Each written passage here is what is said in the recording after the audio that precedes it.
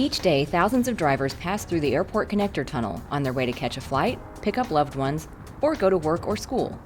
The tunnel was built in the early 1990s. And at the time, this was due to the fact they did a traffic study and they predicted that potentially it would take 2 hours, yes, 2 hours to get from the Strip to the airport if an alternative way to get to the airport wasn't built. It was a big decision at that time to build this. In addition to the 2,700-foot tunnel under the airfield, the study called for construction of 12 new bridges and a freeway-style access highway to I-15. It's the fruition of Phase 3 of McCarran's growth. We are the fastest growing airport in the United States.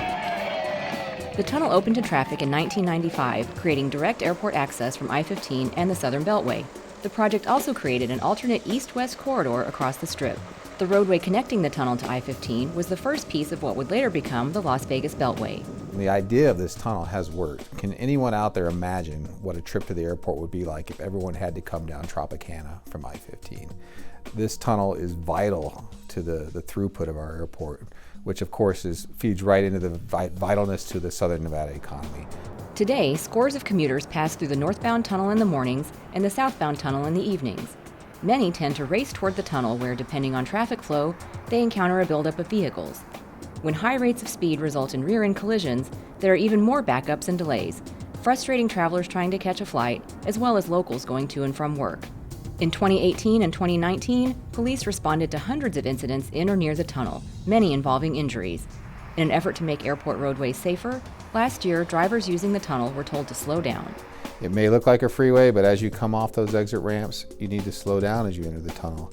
Because when you come out the other side, especially northbound, you're entering into our roadway network. And we need everyone to be conscious that it's not a freeway. The Department of Aviation met with Clark County Public Works and the Nevada Department of Transportation prior to making any changes. Their feedback called for a gradual decrease in speeds leading to the tunnel, from 55 miles per hour to 45, then down to 35. Signs were adjusted to reflect the lower speed limits. Since the change was made, authorities have noticed a difference. Lowering the speed limit has reduced the number of accidents we've seen. Thanks to careful planning and construction by the Department of Aviation, drivers have for decades enjoyed easy access to the airport. With drivers doing their part to obey the 35-mile-per-hour speed limit, the Airport Connector Tunnel is a safe, hassle-free option for commuters and visitors.